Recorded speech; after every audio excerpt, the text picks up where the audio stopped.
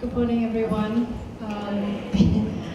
Thank you for inviting me to speak here. I'm a little bit inhibited because I'm really not an education professional, but I do have some opinions on it, which is what I'm going to talk about. Yesterday, leaders from all over the world, governments from all over the world, gathered in New York at the United Nations to talk about what they will commit to do in their own countries to promote gender equality.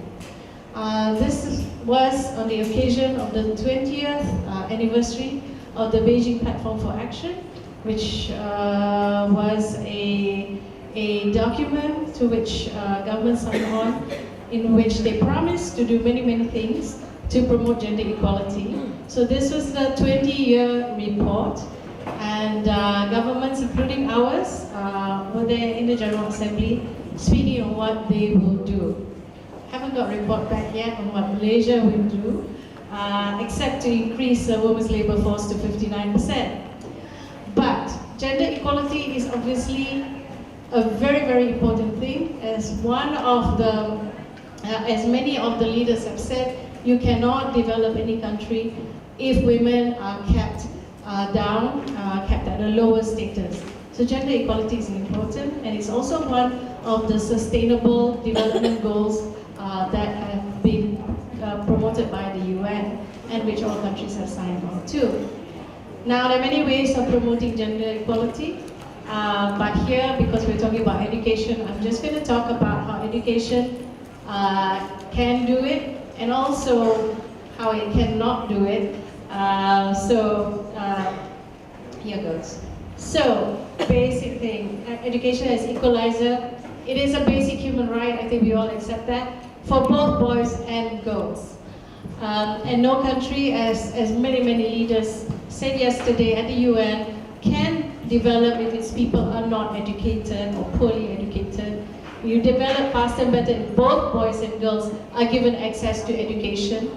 And we've seen in many countries up to now that it's really, education has been primarily reserved for the male population, not so much for the female, and therefore the same countries have been backward. Great progress has been made in providing education for all. With that awareness that you also need to educate girls, there has been a lot of efforts to promote education to girls. The World Bank has said that in low-income countries, average enrollment rates in primary education has surged upwards of 80%, and primary completion rates are well above 60%. So there's still some dropout, but it's improved a lot. Why educate girls? I'm sure you know this, and in Malaysia it seems a given, but still in many countries of the world, there's some 62 million girls or something who are not being educated around the world.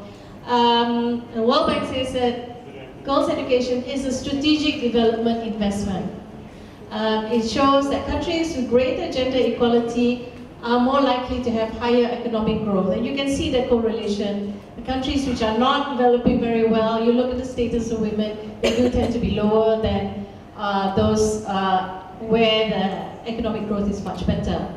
Educated women tend to be healthier, have fewer children, and provide better healthcare and education to their children. That stands to reason. Once they know how to read, once they know how to gather information for health, they can also impart that to their children. Educated women participate more in the labor market. They are able to find jobs, earn more income, and therefore can lift households out of poverty. And these benefits transmit across generations to their children and to larger members of the community as well.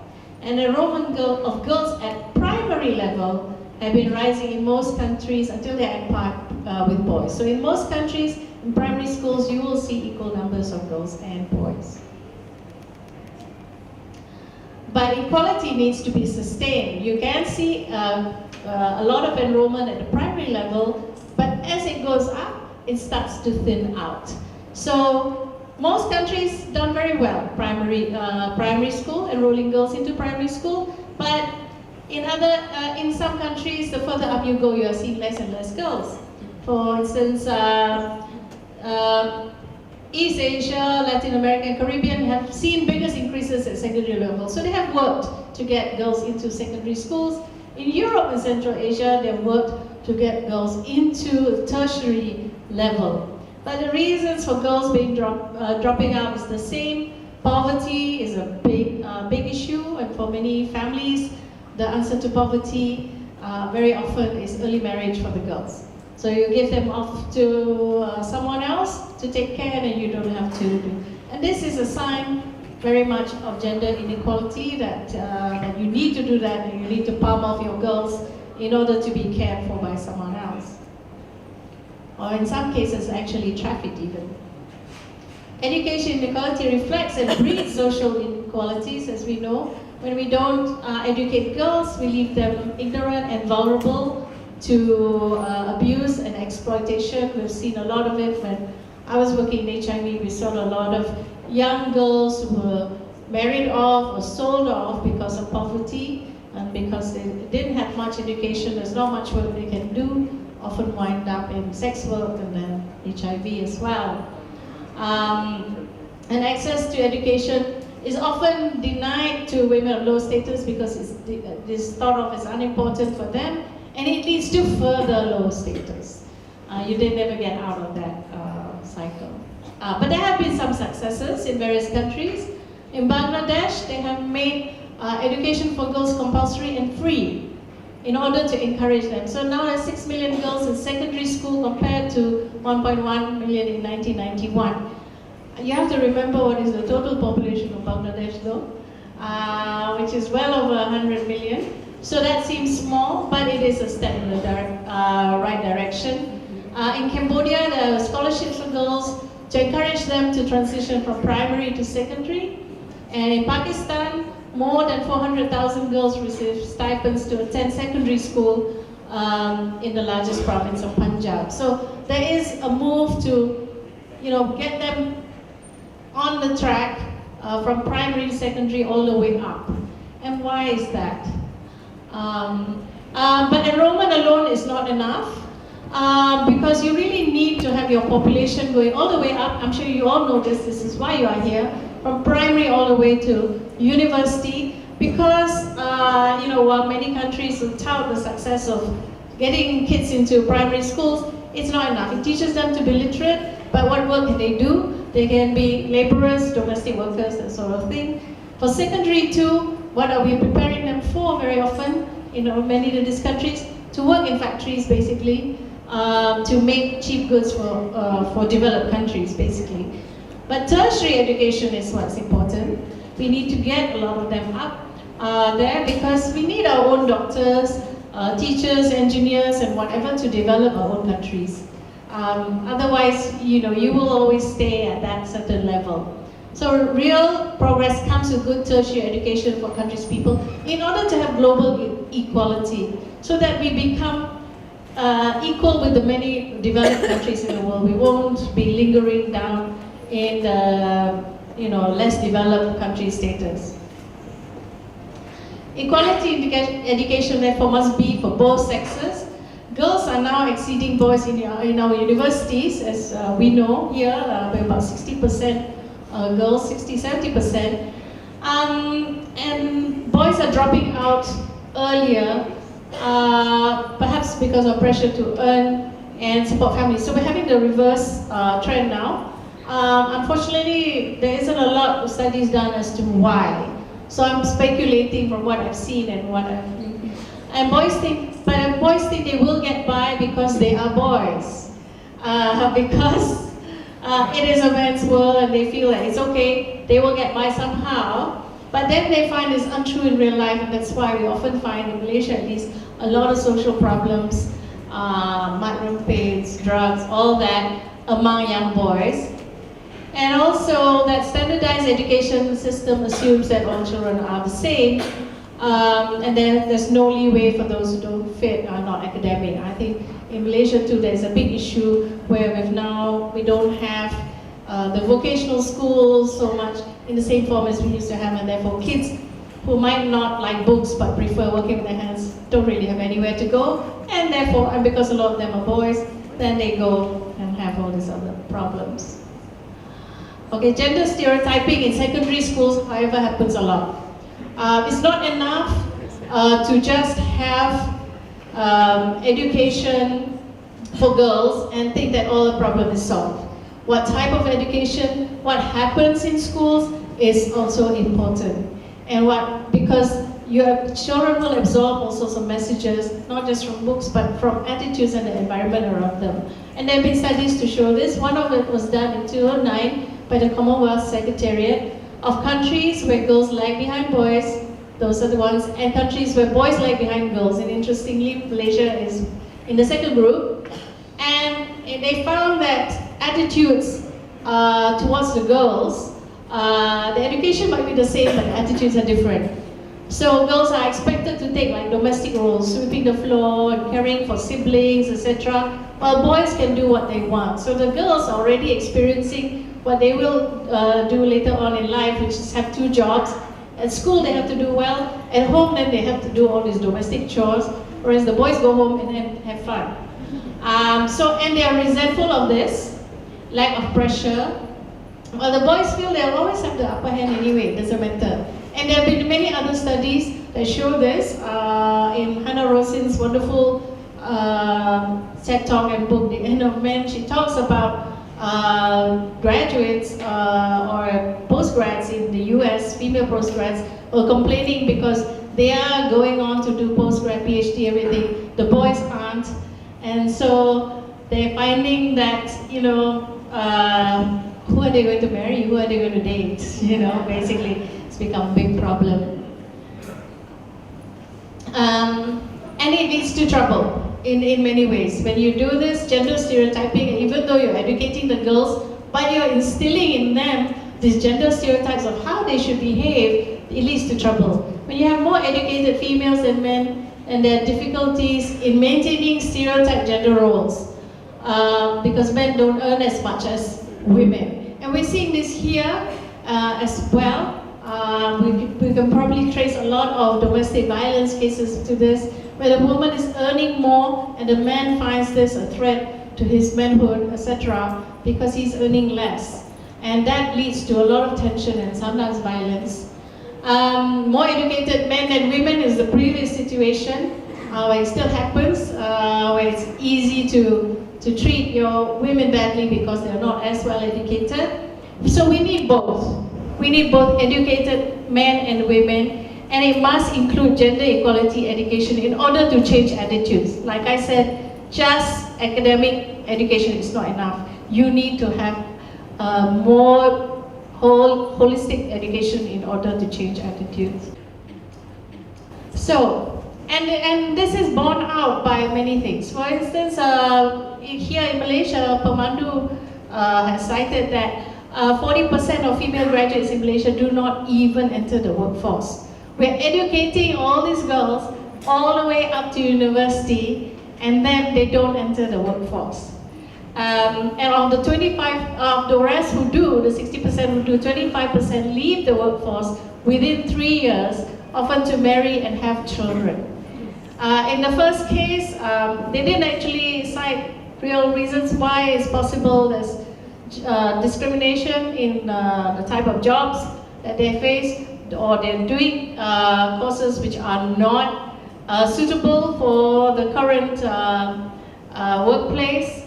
And yeah, there's still a preference for boys. And those who stay at work are finding it difficult to manage. We were still pushing for more women-friendly workplaces and services and facilities for women to carry on working after they're married and have children. But generally, their careers are considered less important than their husbands. So if their husband has a transfer or something, they are expected to move, never mind their own career. But I believe that changing attitudes can't start at workplace, it has to start in school. Because the role of education to me is to transform society, not just reflect it. So if our school curricula is not gender sensitive and constantly reinforces gender stereotypes, that is exactly what children will absorb. if our books are still showing women as just housewives and not as what they are today, which are bankers, lecturers, jet fighter pilots, and not showing men as more than just, you know, the guy in the necktie and goes to work. He's also a chef. He's also a photographer. He's also all sorts of things. We're not reflecting reality in our school books, and therefore we are reinforcing a lot of stereotypes. And we need to provide role models for girls, especially if we want to encourage them to get into STEM. If we are constantly showing them in our books as just housewives, it's not going to happen. And there was a Canadian study in 2000 on gender stereotyping in girls, and the way the teachers talk to the girls too matter, because it reinforces a lot of gender stereotypes. The teachers were socializing the girls towards a feminine ideal. They had to be nice and quiet and neat, but the boys are encouraged to speak up, think independently, and be active. So it's really discouraging for the girls to speak up, but in fact that is what we need, because otherwise they're not going to be able to cope. And here is a really good example of actually taking action to change gender stereotypes, and it was at Harvard, particularly in the business school.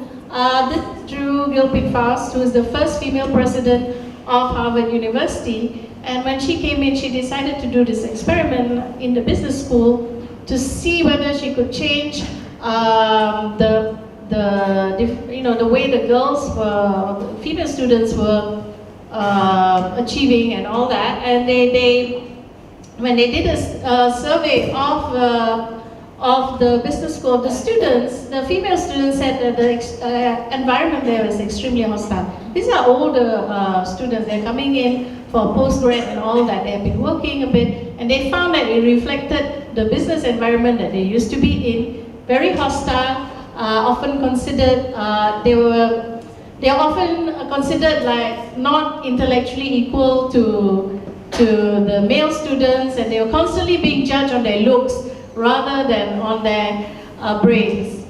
And so they struggle to find their voices and suffered for it, finding it difficult to speak in class, and were therefore losing marks or class participation. Because if you don't speak, people think that you're not so smart.